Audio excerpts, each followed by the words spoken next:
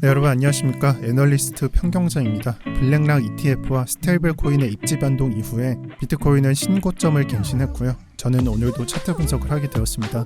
우선 지난 내용 영상을 짧게 세 줄 정리하자면, 먼저 가파른 상승 이후에 조정을 깊게 내뱉지 않는 이런 차트는 상승할 확률이 높다라는 것이 해설이었고, 그대로 31K를 갱신하면서 현재는 내려와 있는 상태에 있습니다. 그리고 현재 하락에 대한 해설은 4시간봉 차트에서 RSI 상으로 가격이 올라갔는데 RSI 고점은 내려가는 하락 다이버전스가 선행이 되었고, 이후에 7일선과 25일선이 데드크로스가 발생을 하면서 추세선이 꺾이게 되는 그림입니다. 지금 설명드리고 있는 하락 구조는 전반적으로 정상적이면서 순서도 이상할 것이 없는 조정입니다. 정상적인 조정이라는 말이죠. 또한 여기에는 조정 기간에 대한 표현을 드렸는데, 이번 주는 크게 기대하지 않는 편이 좋다고 적었습니다. 제가 조정 구간에 대해서 이번 주를 표현한 이유는 우리가 분석을 할 때 분봉이나 시간봉에 따라서 그 추세가 유지되는 기간이 분석되기 때문인데요. 일반적인 경우라면 4시간봉 차트에서는 3, 4일 정도가 소모되기 때문에 해당 기간 안에서는 추세가 변곡된다는 생각보다 지금의 추세가 유지가 된다는 의견으로 보시는 게 좋습니다. 그리고 이 추세가 확정나는 그림은요, 하락 다이버전스가 형성이 됐죠. 그리고 두 번째로 추세선이 꺾이게 되는 그림이에요. 그러면 이때 형성된 게 아니라 오늘자 17시나 아니면 21시에 형성이 되겠죠. 그럼 17시나 21시에 이런 관점이 형성되니까 캔들은 계속 버티려고 할 것이고, 여기서 횡보하다가 이후에 나오는 차트에 따라서 데드 크로스인지 아니면 버티다 상승인지 이런 그림이 나올 것으로 보고 있습니다.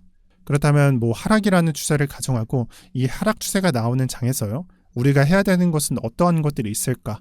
이런 것들을 고민해 본다면요, 다시 반등이 언제 나오는가? 이런 부분이 될 겁니다. 그래서 이번 하락을 자세히 분석해보면 우선적으로 4시간 봉에서 하락 다이버전스가 출현을 해주고 하락이 나왔다라고 표현을 하지만, 타임프레임에서 좀 더 짧은 봉으로 갈수록 관점은 더 빠르게 나올 수밖에 없습니다. 이 말이 무슨 말이냐, 1시간 봉과 4시간 봉 상에서는 하락 다이버전스가 신고점에서 형성이 되었죠.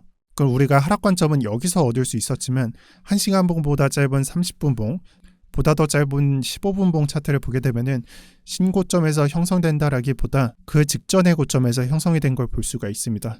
또한 여기서도 좀 재밌는 건 30분 봉보다는 15분 봉이 좀 더 빠르게 형성된다는 것도 눈치챌 수가 있습니다. 그럼 이 말이 어떤 걸 의미하냐, 결국 우리가 기다리고 있는 반등 자리는 우리가 4시간 봉 차트에서 생각하기보다 반대로 생각을 해서 15분 봉이나 30분 봉에서 상승에 대한 실마리를 먼저 줄 거라는 말이에요. 그럼 앞으로 반등이 나온다라고 가정을 한다면 4시간 봉에서 하염없이 기다리기보다 15분 봉이나 30분 봉, 분봉에서 좀 더 민첩하게 관찰을 하다 보면은 시간봉보다는 신뢰성이 낮더라도 신호는 빠르게 관측할 수 있을 겁니다. 그리고 이 부분을 이평선하고 같이 관찰해서 이평선으로 예를 들면은 역배열로 되어 있던 게 정배열로 바뀐다거나, 아니면은 좀 더 빠르게 골든 크로스가 좀 짧은 이평선에서 나온다거나, 이런 것들을 먼저 관찰하고 그 다음에 상승 다이버전스도 관찰을 하게 되면서 이 두 가지 관점이 확보되는 순간 관점을 확정 지을 수가 있다라는 말이 되는 겁니다. 다음으로 하락값에 대한 해설입니다. 현재 신뢰성 있는 이평선을 정리를 해보면은 노란색 선인 99일 선이 표준화되어 있는 걸 볼 수가 있습니다. 이 부분은 상승에 대한 지지도 그러한 편이고, 하락에 대한 지지, 다른 말로 저항이라고 표현을 하죠. 저항선도 99일 선에 걸리는 것을 목격할 수가 있습니다. 신뢰성이 잘 나와 있다라는 표현이고요. 그렇다면 앞으로 나오는 차트에서 이 99일 선을 근거로 해서 지지를 체크해보는 것도 괜찮은 해설이 될 거라고 봅니다. 현재 99일 선은요, 28K 부근에 형성되어 있습니다. 또한 25일 선은 27K 위에 형성되어 있는 걸 볼 수가 있습니다. 따라서 여러분들께서는 이번 조정에 들어가실 때는 굳이 여기 99일 선에 붙이려고 하지 마시고 이평선 위에서 자유롭게 그냥 분할로 매수하시는 걸 추천을 드립니다.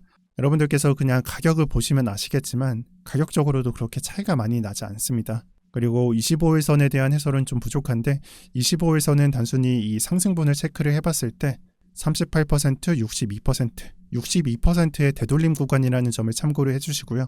그리고 이 관점에 우리가 이런 식으로 들어가다가 하락이 너무 세서 99일선을 이탈한다면 과연 어떤 일이 벌어질까요? 이거는 반등 관점이 좀 사라진다라고 볼 수가 있습니다. 때문에 현재 구간을 해외 유튜버들 또는 분석가들은 지금 매도해야 된다, 지금 내려야 된다라는 의견을 보이고 있고요. 그리고 이러한 관점이 발생한다면 손절을 고려하는 게 정석이지 않나 싶습니다. 저도 고민해야 되는 건 마찬가지고요. 그리고 또한 이 구간은 숏포지션 진입하는 구간이 될 겁니다. 그리고 영상이 거의 다 마무리돼 가는데요. 이번 장에서 느낀 점 좀 정리하려고 합니다. 제가 영상에서 말하는 내용들은 실시간의 장이 거의 다 반영이 되고 있습니다. 이게 시나리오가 맞았다라는 걸 표현하는 게 아니라 영상에서 다뤄드린 내용이 당일 차트에 반영될 만큼 굉장히 민첩하다라는 말이고요. 저는 이렇게 실시간 장에 반영이 되는 이 민첩한 장에서 탑다운 방식으로 차트를 봐야 된다라고 봅니다. 이런 건요, 오늘 설명드린 4시간 봉, 1시간 봉, 30분 봉, 15분 봉 크게 봤다가 좀 더 확대해서 봤다가 이렇게 낮춰가는 방식으로 이해하시는 게 편하고요. 그리고 더 크게 일봉 차트부터 뭐 1봉, 4시간 봉, 1시간 봉 이렇게 줄여가면서 볼 수도 있습니다. 그래서 전체적으로 좀 큰 그림에서 해설을 하시고요. 그 다음 짧은 구간을 분석하는 걸 권고드린다라고 말씀드리고 싶고, 그리고 지금 말씀드린 내용은 사실 여러분들께서 오늘 말씀드렸기 때문에 오늘만 그러는 게 아니라 거의 평상시에도 습관처럼 해야 한다는 점을 좀 말씀드리고 싶고요. 그리고 영상을 찍으면서 제가 지금 하고 있는 생각은 이 6월 차트가요, 감이 안 잡힌다는 생각을 계속하고 있어요. 제가 지난 고점에서 25K 내려오고 조정을 줄 때 버릇처럼 말씀드렸던 건데 이 부분은 참 송구스럽고, 그리고 지금 현재는 좀 몇몇 분들이 말씀하시는 뭐 맞췄네, 틀렸네 이런 얘기에 크게 관심을 가지고 있지는 않습니다. 제가 영상적으로는 관심을 가져야 하는 건 맞는데요. 근데 반대로 제가 실제로 매매할 때는 맞추나 틀리나 저는 매매를 계속해서 돌려야 되기 때문에 관심을 크게 가질 수가 없고요. 더욱이 많은 분들께서는 좀 좋은 댓글도 달아주셨는데 제가 답댓은 못 달아드린 점은 양해 부탁드립니다. 금방 지워질 것 같아서 참고 있습니다. 그리고 마지막으로 드리는 말, 여러분들께서 영상을 보시다가 이런 분들이 많이 계세요. 이 내용은 나도 확인한 부분이다, 또는 이건 나도 봤는데 이런 식으로 해설을 하는구나, 이런 부분들을 여러분들이 생각하신다면은 그건 여러분들이 잘 하시고 계신 겁니다. 제 콘텐츠 요소가 재미나 엔터테인먼트 이런 게 아니라 지식 전달에 맞춰져 있기 때문에 이건 투자를 떠나서 어떤 강의를 들으시더라도 마찬가지로 작용한다라고 생각해요.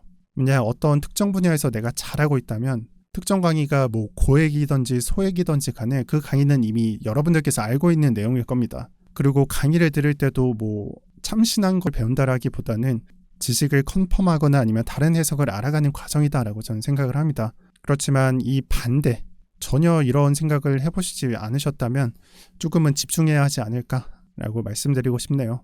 영상 마치도록 하겠습니다. 여러분들 4일 뒤에는 PC 발표가 있고요. 이러한 부분은 석구방에서 해설을 보시는 걸 추천을 드립니다. 이 방은 거시경제와 비트코인을 보기 좋은 방이라 소개를 해드리고 있습니다. 석구방은 영상 설명란을 참고를 해주시고 이상 마치도록 하겠습니다. 오늘도 평경장이었습니다.